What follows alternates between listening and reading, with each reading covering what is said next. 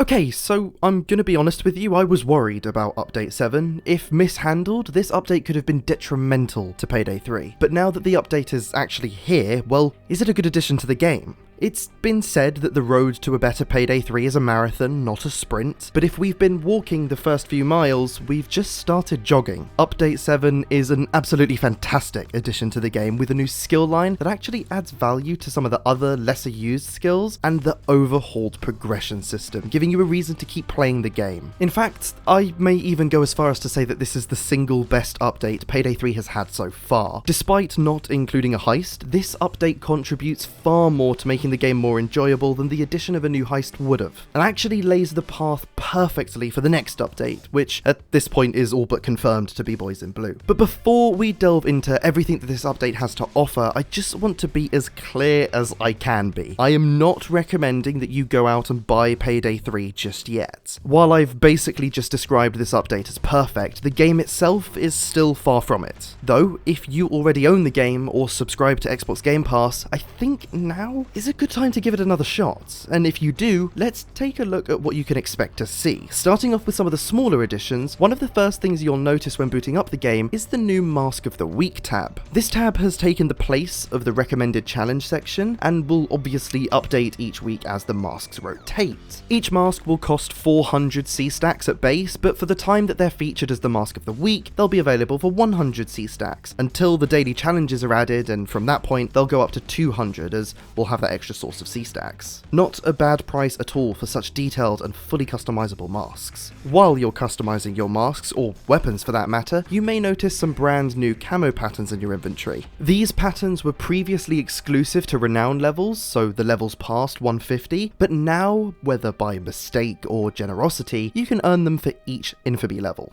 I say that, but I should clarify that when this update went live, I was already level 129, so perhaps you only start unlocking these cosmetics once you pass a milestone level like level 100 or something like that. So I don't know for certain when you start unlocking these, I just know that currently I'm receiving them for each and every level I progress. And before this update, they were exclusive to renown levels. These patterns are consumable, so once you apply one to a mask or a weapon, if you then replace it, you don't get the pattern back. But that's just another reason to play more heists. You're actually earning tangible rewards from playing now, and with 3 more patterns with 10 colour variations being added with this update, there's quite a lot to grind for. Once you jump into a game, you'll notice that the Techie has now been added to the rest of the heists in the game. I really wasn't looking forward to this. I thought that the Techie was such an irritating enemy at the launch of the Syntax Era heist, and one of the main reasons I don't really play that heist too much. She stayed exclusive to that heist while Starbreeze were making tweaks to how she worked before rolling her out to the rest of the game, and now that she's actually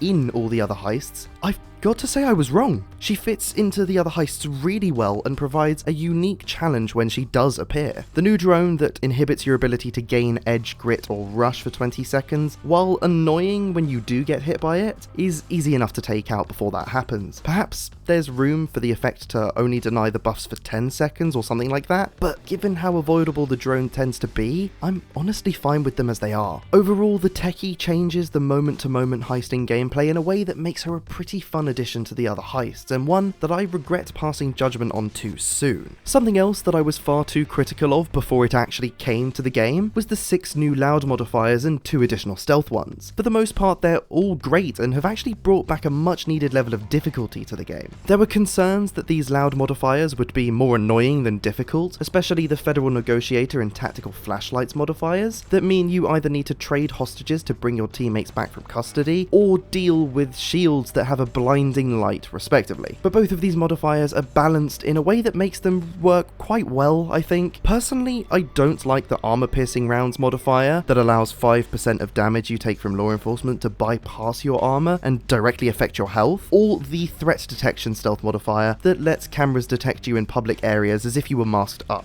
Though I think these loud modifiers will grow on me with time, less so threat detection, but only time will tell. So all in all, the new loud modifiers are a really welcome addition. There are also some other smaller features, like some new audio cues for completing actions such as the Wi-Fi hacking circles and cleaning the jewellery on dirty ice, a slew of gameplay changes and heist-specific tweaks, new heisted lines, and some new animations. In fact, this week's blog post was dedicated to the animations team, calling them the unsung heroes of update history. community, which is true. Their hard work contributes hugely to the game feeling the way it does, and they deserve to be celebrated for that. But at the end of the day, that's only the surface of what Update 7 has to offer. Before we jump into the headlining features, including the incredible new skill line and the progression overhaul, I just want to say that if you are enjoying this video, please do consider subscribing. Last week, I set the challenge of seeing if we can reach 1,000 subscribers before Boys in Blue comes out, which is likely 4 weeks away at the moment. The support on the channel over the last few weeks has been fantastic, so as crazy of a goal as this may seem, it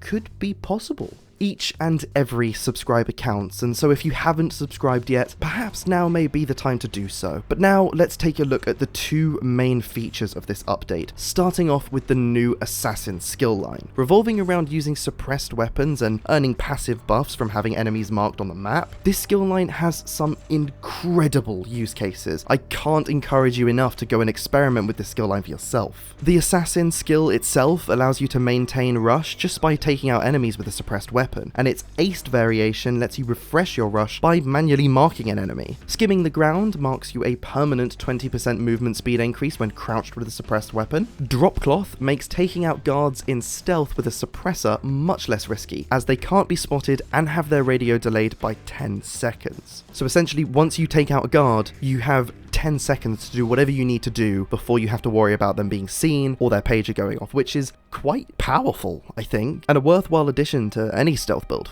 Duck and Weave allows you to deal 25% more damage to enemies from behind, provided you have rush. It's also important to bear in mind that that 25% is reduced by 5% for each armor chunk you have besides the first one. And now we get onto some of the more exciting upgrades within this skill line. If you take out a marked guard with a suppressed weapon, Killer Kinesthetics will mark another guard within a 10-meter radius, so you can essentially keep chaining marked guards. And of course, why is that important? Well, Assassin's Metal will grant you 10 health for each marked guard that you take out with a suppressed weapon, if of course you have no armor. So hopefully you can see how these two skills will synergize. You can start taking out marked guards, having other guards marked for you, and if you chain those kills, then you can essentially gain infinite health. And of course, if you pair that with the mastery skill, Death Knell, which will mark any enemy caught in the radius of a throwable, well, hopefully at that point the power of this skill line becomes readily apparent. Genuinely, this is an incredible skill line, and this also synergizes so well with the strategist line, allowing you to capitalize on some passive buffs from having enemies marked on the map, but also goes hand in hand with Discombobulate from the tactician line that reduces enemy damage by 40% when either stunned by a flashbang or caught in the smoke of a smoke grenade. And then going even further, pair Discombobulate with threat assessment and the newly buffed misdirect from the strategist line, and by leveraging a skill like Scrounger from the ammo specialist line to keep replenishing smoke grenades, you'll only be taking 40% damage and have a 20% chance of dodging each shot. But of course, that's only one build. Myself, I'm currently fine-tuning a completely armorless build that uses Assassin's Metal to constantly regenerate health and adrenaline. So when I say go and try this skill line out for yourself, I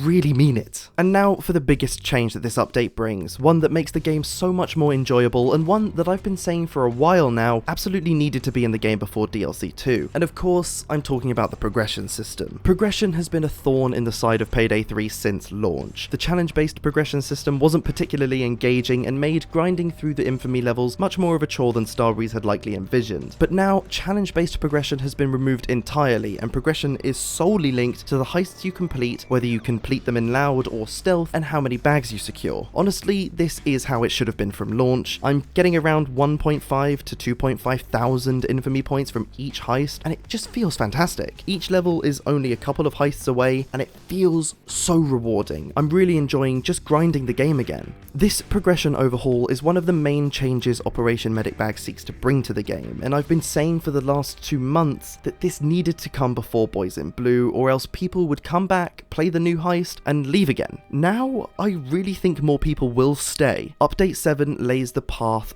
perfectly for Boys in Blue. And while we aren't exactly out of the woods just yet with Payday 3, I hope this update becomes a benchmark of future updates to come. This update is exactly what it needed to be, and I'm so pleased. I know my videos sometimes make their way to the Payday team, and so if anyone from the team does happen to be seeing this, I just want to say thank you from me and on behalf of the community. I know Payday 3 has had some really good player numbers since the update came out, and that wouldn't be possible if you hadn't put together such a great update. It's very easy to sit here and praise or equally criticize Payday 3 as if Payday 3 is making itself, but from time to time I like to acknowledge the people behind the game, and I hope you can see all of the positive reactions that this update has been getting and be proud of your work. As I say, we're not out of the woods just yet, but we are on the path to a great game. Let's absolutely smash it out of the park with Boys in Blue and keep going from there. That is just about all we have time for today, and so with that all said, thank you very much for watching. If you liked the video, drop a like on the video. If you disliked the video, drop a dislike on the video. Thank you very much for watching once again, and I will see you in the next video.